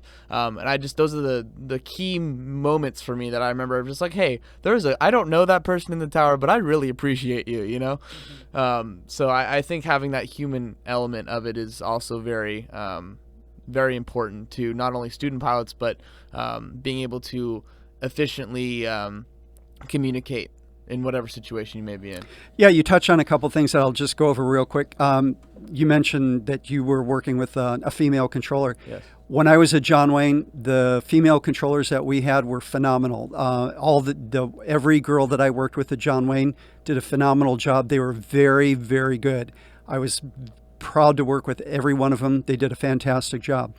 The student pilot issue at John Wayne, typically after the student's already done a couple touch and goes with his instructor and he's ready for his solo flight and the plane gets off the runway, the instructor will hop out, and usually the instructor will say, I'm getting out of the plane and I'm going to have my student do his first solo. So that helps quite a bit. The controller they will give almost 100% of their undivided attention to that student going back to the runway, making sure he doesn't get onto an active runway by an accident, cross an active runway by accident, and basically just keep his eye on him. Even though he's juggling all the other aircraft, he will give a lot of extra attention to that student pilot while just doing a solo flight in the pattern. So anytime you mention your student pilot or doing your solo flight or anything else that has to do with being a student pilot, helps the controller know that you are, and things run a lot smoother when you let the controller know that you're a student pilot. So advice definitely for the up-and-coming pilots is always identify yourself as a student pilot, because you're not going to be perfect when you're correct. learning. So if you're already making a bunch of mistakes, we foresee that as a student pilot. But if you're making a bunch of mistakes and you have not told us you're a student pilot, we're going to think you're just some dumb pilot that should really not be flying. And you may, start aggravating the controller if you would have told them that you're a student pilot, which would make things much easier. They'll get confused. Yeah, I've had experiences like that. I was flying out to Oceanside on my first cross-country solo, and there was another plane flying out of, I think, Sunrise Aviation right next to me, literally the whole way there on his first solo too. And I identified myself as a student pilot, but he didn't, towards the Oceanside Tower, I believe. They don't have a tower at Oceanside. Palomar? Palomar, I think that's what it was. Yeah, Yeah. I was flying past Oceanside, more inland, that's what it was, the Palomar. And I just remember this guy kept, he was bad messing up. He forgot to squawk his code. He wasn't following the ground instructions properly, and this guy was just getting on him, right? And I thought he was going to get, cited or something. I thought something bad was going to happen. And then eventually he goes, student pilot, sorry. And then the guy was then he kind of eased off once he realized he was a student pilot. And I was just because obviously, if you're a pilot and you start acting like an idiot, the controller's going to be like, who the heck is this guy, right? Yeah. Time to put him back in his place. But yeah, so the importance of basically what I'm saying is the importance of the relationship between the pilot and the air traffic controller actually is important, as they're communicating to establish the best way that the pilot gets everything he needs done efficiently with the air traffic controller, is what I would say. So John Wayne, 22 years, fun time. After that, you went to Seattle. I went to Seattle Renton Tower, where they build the 737 MAX 8s and MAX 9s. I did just under 2 years there. 2 years. So this was towards the end of your career. It was at the end of my career. It was my last facility, and I'm glad I chose there because it was a lot of fun. You have to work, even though you have one runway of land, you have a seaport right next to that runway, and you're responsible for all the seaplanes, you have to give them a landing and takeoff clearance from the water, and all those aircraft have to be mixed into the pattern too with all your other planes arriving to the runway. So it was very busy, very challenging, but very rewarding. I got a lot of perks, a lot of flights from a lot of the local pilots to a lot of different airports in the Seattle area, and it was a blast. So you had a actual seaplane port as well as a ground Right next port. to the runway. Oh wow! So that must have been. It was there. Obviously, the training for that probably was a little more intense. Or? It was, because I had no training for that when I got there. So it took me a little while to catch all the phraseology of what they say for planes landing on the water and taking off, and and the procedures. It took me 6 months to get it all down under my belt, but it was a blast. And what was the reason for that transfer? Why did you... I had finished John Wayne, but I thought I may want to move to Seattle for good. So I thought, what perfect way just to go work up there to see if I would like Seattle or not. The summers in Seattle are incredible. The winters is what killed me. The particular winter that I was there, it rained almost every single day. And I'm not exaggerating. It was the winter they got the most rain. They had 50 inches of rain for the rain season, and we get, like, if we're lucky, we'll get 7 to 12 down here. They got 50. That's crazy. And so driving to work every day in the rain, driving home every day in the rain in the winter, and it was just, I couldn't take it because, growing up in Southern California, it's sunny almost every day. You like the sun. Yeah. Sun and dry. Yeah. Well, I like it to rain here because, about the drought situation, but every single day starts to get kind of tiring. Yeah, I mean, you really have to enjoy being soaked if you... Yeah, if you I mean, no matter where you go, it's going to be raining. As an air traffic controller, though, there probably wasn't a ton of VFR flights going on. Believe it or not, they could care less about the rain. Those guys those pilots are so used to the rain, it doesn't even faze them. They will fly in the worst possible weather, and they will actually enjoy it because they could care less. I mean, technically, because stable air is associated with the rainstorms, because you got that layer underneath the clouds. It's a steady state rain. It's not like a thunderstorm rain. It's just a steady state. It's not even moderate rain. It's just light rain all day long, and the air's not really that unstable. It's pretty smooth, actually. So even student pilots, you can have 7 in the pattern doing touch and goes while it's raining. If you got your the ceilings are high enough, right? Yeah. As for student pilots in the rain, that just makes a smoother landing, right? The water kind of just arrow glazes glazes over the ground. But yeah, that's super crazy. Think about your pilot training, and if you were doing it in the rain all the time, how that would affect your flying for the rest of your career, because that's just something you just became a part of. For us in Southern California, we got perfect weather pretty much all the time. Yeah. And so we don't have those types of experience. Like, I'm just going to go fly in the rain all the time. I flew in the rain once, and that's because it was like the Virga. I mentioned that to the Seattle controller. So I said, if there's even a 10% of drizzle in Southern California, nobody even flies. At least the VFR pilots don't. They just stay on the ground. In Seattle, if it can be raining all day, and you can be inundated with airplanes. That's super crazy to think about. Just the because you're obviously, how high were the ceilings usually compared to the? Probably 3,000 or 4,000 feet. And that consistent 3,000-4,000 feet, you would say? Pretty much, yeah. I would 3,000 for sure. So that doesn't even faze those guys. They think that's perfect flying weather. Yeah, well, I think we definitely here in Southern California need to step up our game a little bit. Yeah. So Seattle was good though overall. It was a blast. I loved it. I just couldn't handle the winters. It did snow a few times, and I've got summer tires on my car, so sliding around on the freeways when those few days it was snowing was not fun at all. You don't like the slip and slides. No. As you're going 60 miles an hour. But that's awesome. So closing up your time as an air traffic controller, what would you say, what was your favorite place to work at? And like with crew wise too, like who was your favorite crew that you had that you would work with? There was John Wayne would be my favorite facility, and I worked with for most of my time there, I worked with a specific crew, that were all about my age. We either had prior experience or some of them were from the military. And we knew how to run airplanes. We ran a lot of airplanes. There's that movie called Pushing Tin. That's what we would say. I mean, we would push a lot of tin at that airport.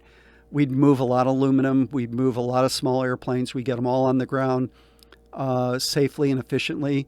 And we ran a lot of airplanes. They don't, right now, we don't have that traffic count that we used to at John Wayne, but the crew that I worked with, I would say, were the very best. Which makes sense because you spent the most time there. I can imagine if you got with But a crappy crew, it was also a lot busier too when I was there, so we were used to running a lot of airplanes. I don't think they run that many airplanes. Since I still fly there, it doesn't seem anywhere near as busy as it used to be. What was your biggest obstacle as a air traffic controller, would you say? Just like in general, the flying, the lifestyle, what would you say was the biggest obstacle for you every single day? Lifestyle was not a problem because it fit right into my lifestyle. I loved aviation.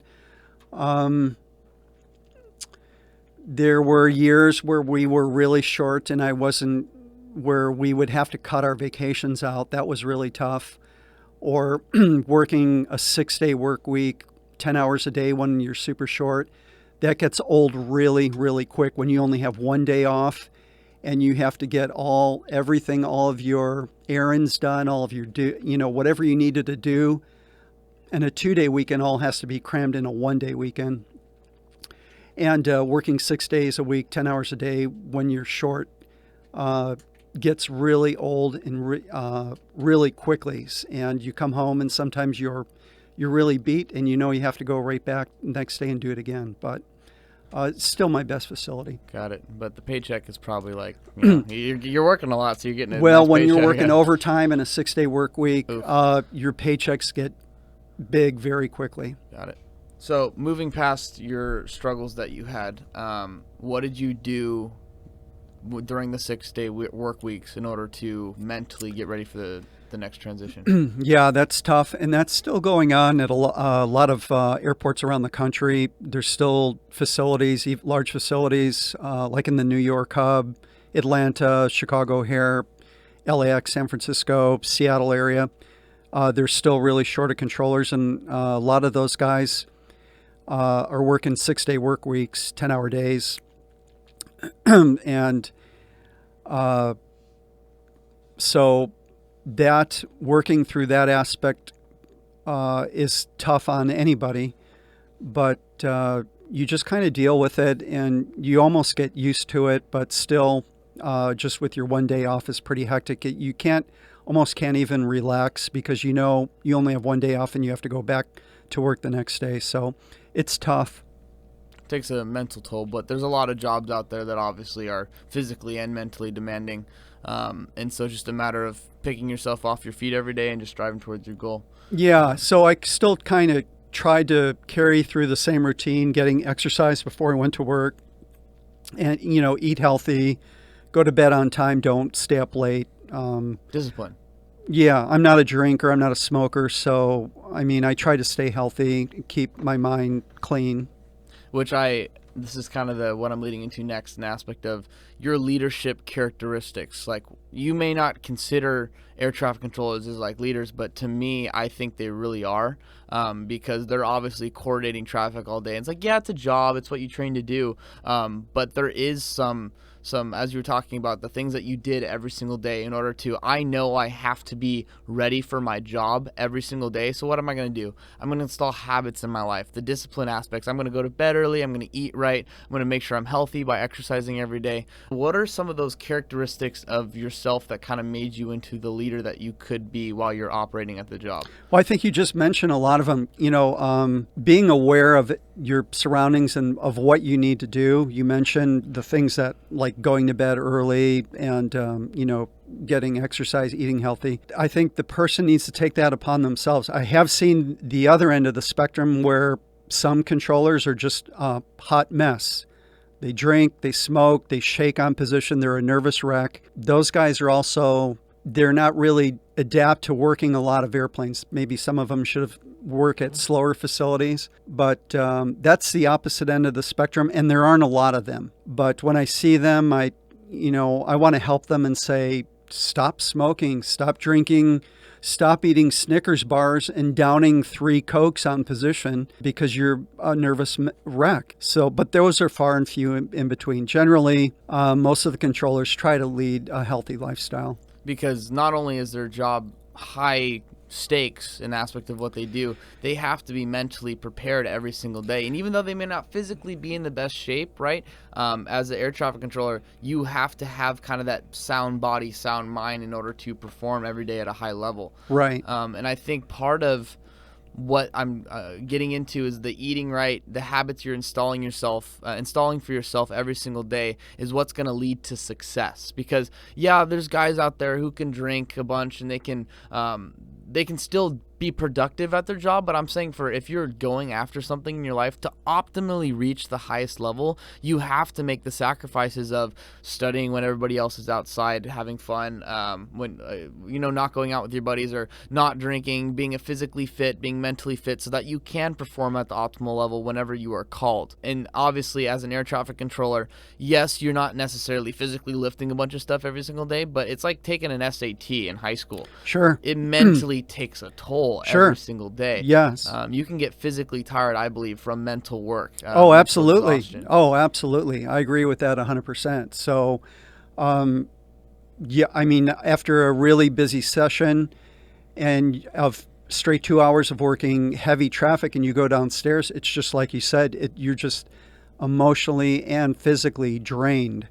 and very much physically. I mean, sometimes when you get home working heavy traffic all day, you're just like, all you want to do is just go to sleep. Sit on the couch. Yeah. just veg out for a little bit. And how important was rest and recovery for you mentally? It's super important. It's super important for me and anybody else, because if you don't allow yourself that rest, and let's say you decide to go after a busy day and you're just shot and you go home and you want to just do Xbox or PlayStation all night with your friends, you're going to come to work the next day not prepared. And I've seen controllers do this, and it just snowballs and gets worse and worse. And then eventually after 2 or 3 days, as soon as they go home, they sleep for the next 10 or 12 hours because they need to catch up. Exactly. Right? Sleep is very important. So if you're studying for anything, if you're training for something physically, sleep is one of the best. A regular sleep schedule is one of the best things you can do for yourself.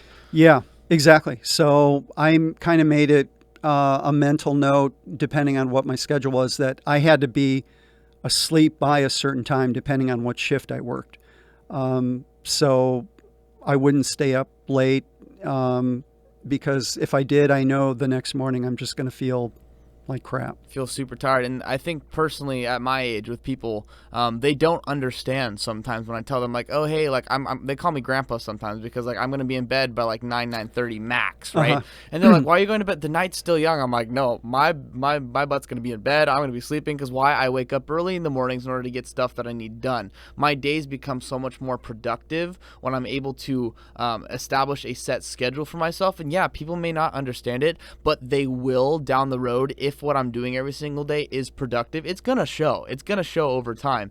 And so no matter what profession you're in, no matter what your career, I think it's such a good idea for anybody who's pursuing something to establish kind of that discipline aspect in their lives. Absolutely. So I'll just give you kind of the same situation. Since most of the towers that I worked at are close to the beach, all my friends after work would say, well, let's go party or let's go surf in the morning or something.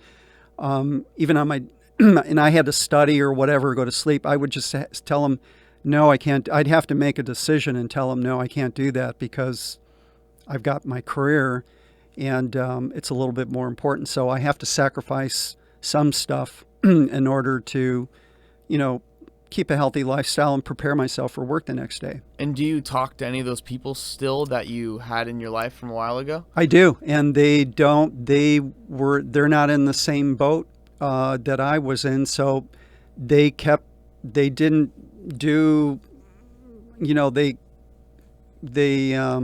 partied, they surfed, they screwed off, and now a lot of them don't have, decent careers, and it's suffered in the long run. It's the time investment, honestly, for most people, is they don't realize, especially with people my age, is that they don't realize all this time they're spending on the weekends, going out with friends, or they're going out. For example, I was talking to someone, for example, I'm just going to shout it out here, ASU, okay?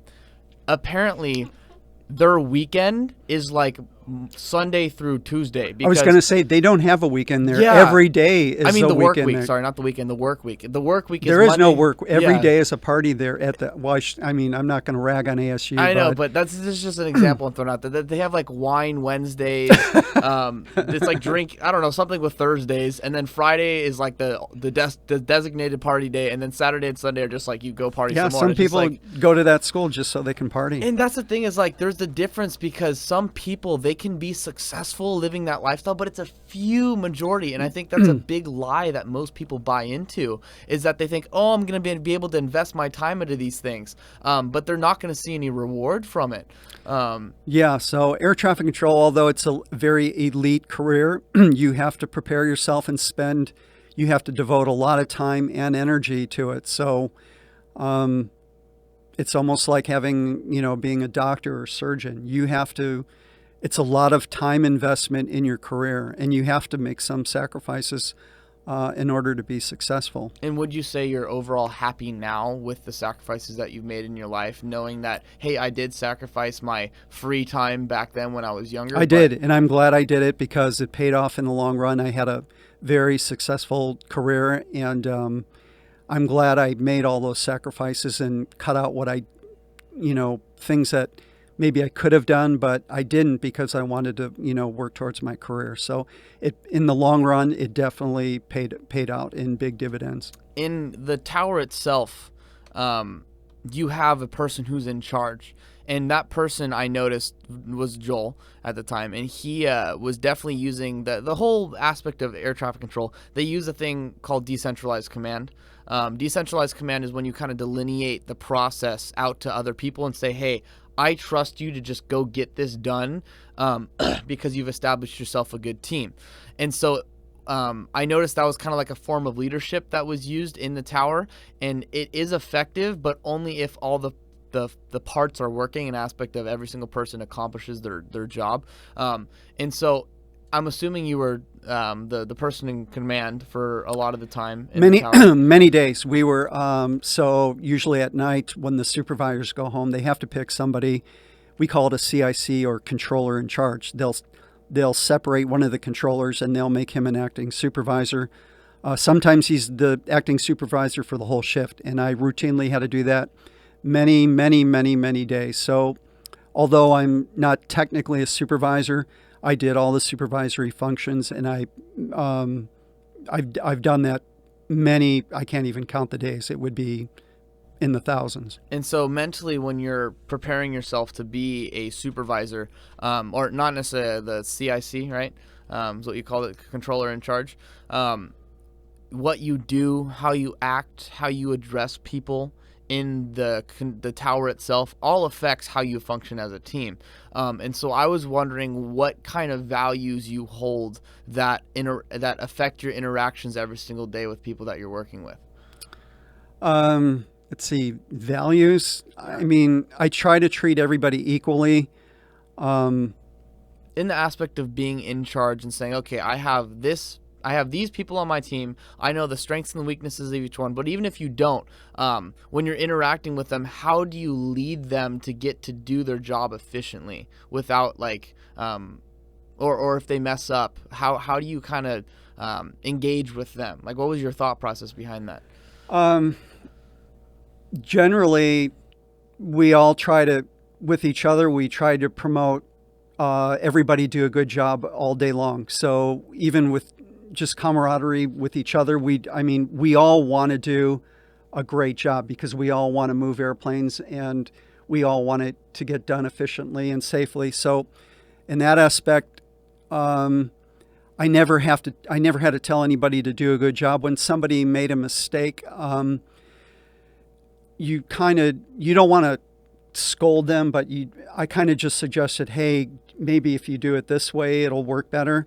I didn't want to. I'm not that kind of type of person that will stand behind you and nitpick you on all the mistakes you make. So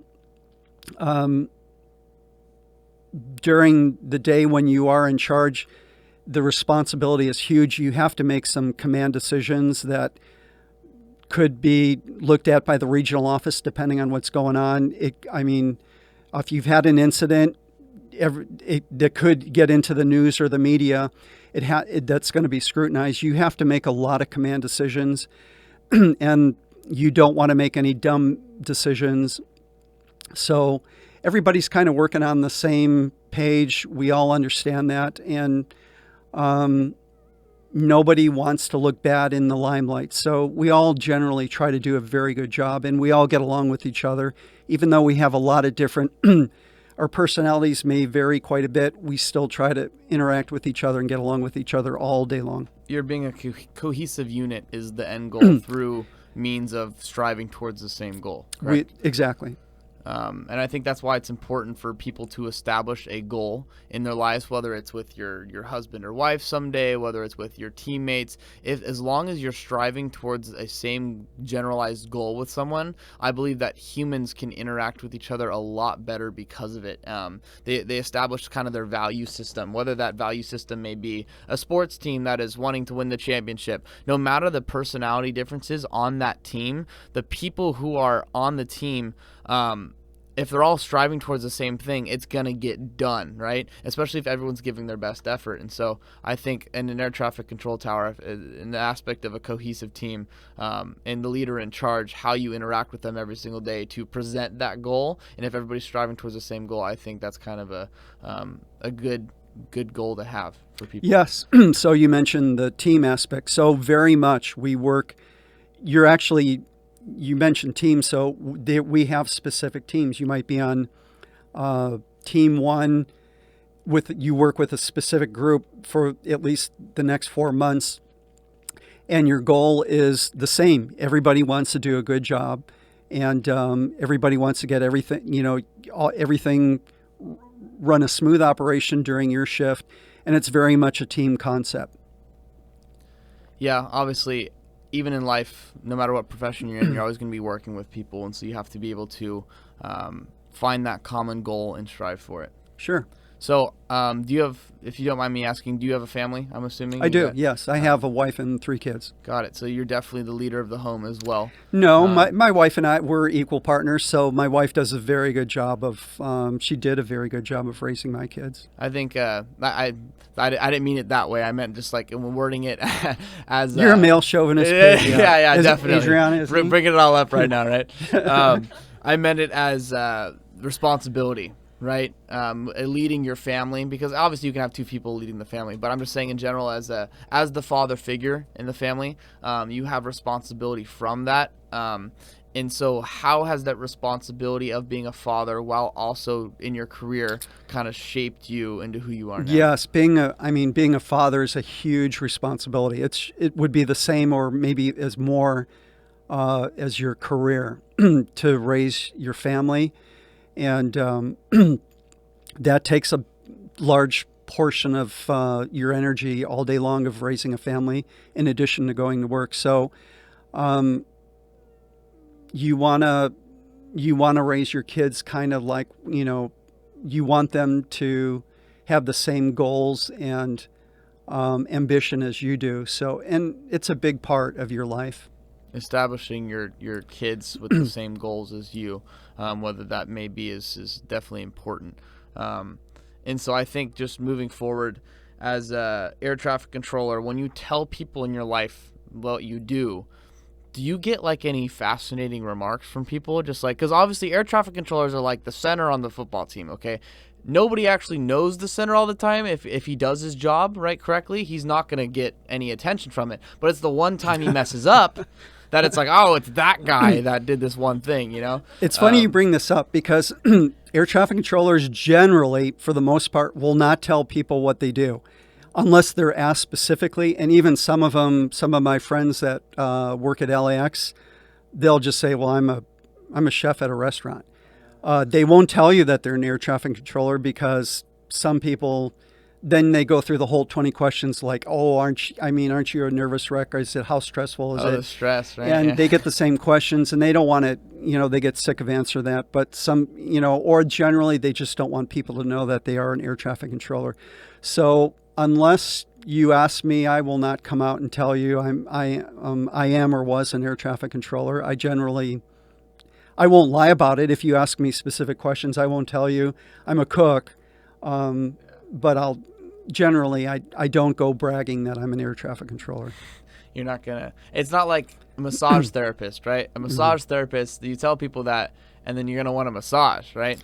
That's something that most people that you just don't go tell. So I can tell as an air traffic controller, what would be the reason to not tell people? You know what I'm saying? Because like a massage therapist, you say you're a massage therapist, is like, oh, well, can I get a massage? Because like. Well, we had a guy in I'll give you an example. We had a guy in John Wayne Tower. He was also he was a Navy SEAL before he was an air traffic controller. However, even though he was an air traffic controller, the government can still recall him at any time if a situation arises where they need more Navy SEALs.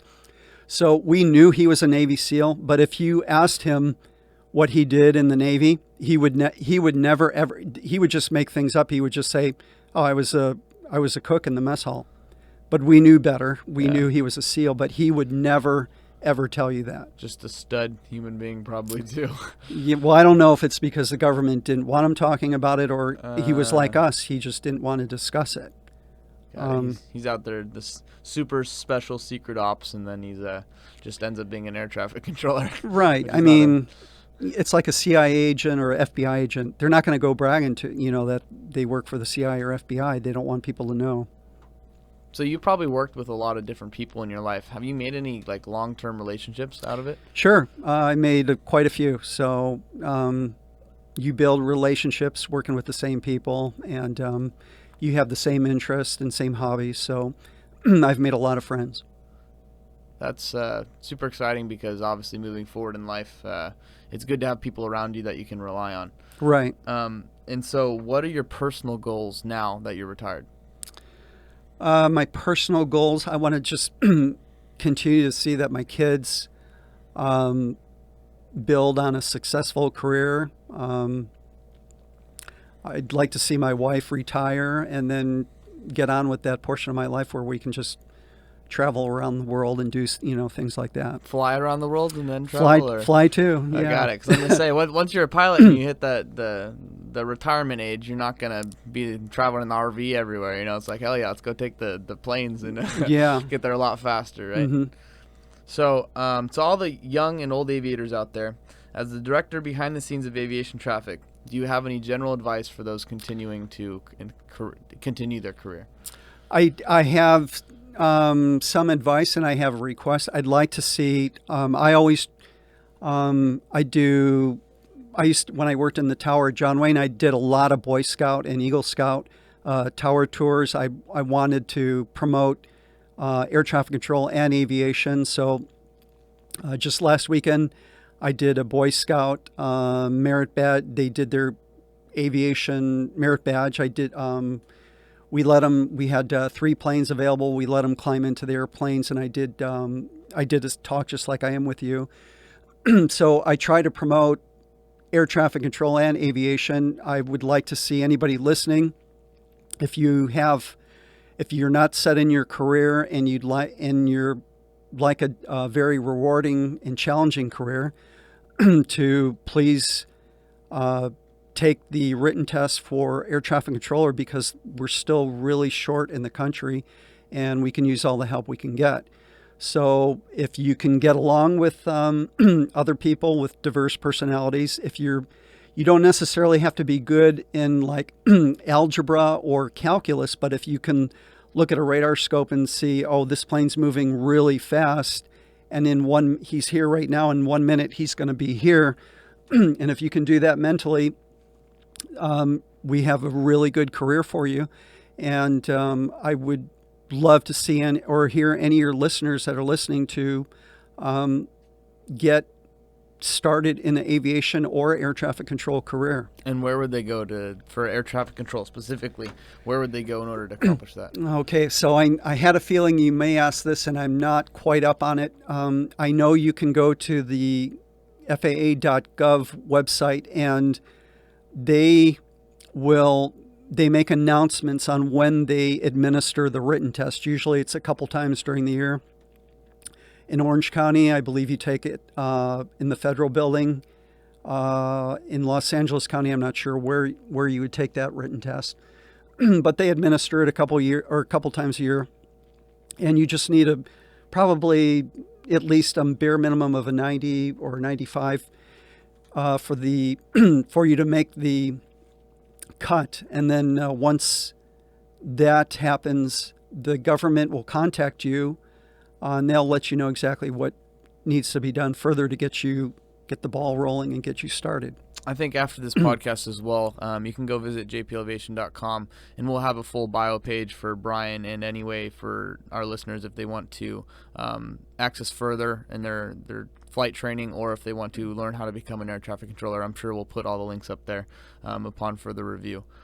And on that note, I would just say thank you, Brian, for coming out and the wonderful experience that we had at Long Beach Tower, and JPL Aviation, where leadership and aviation take off.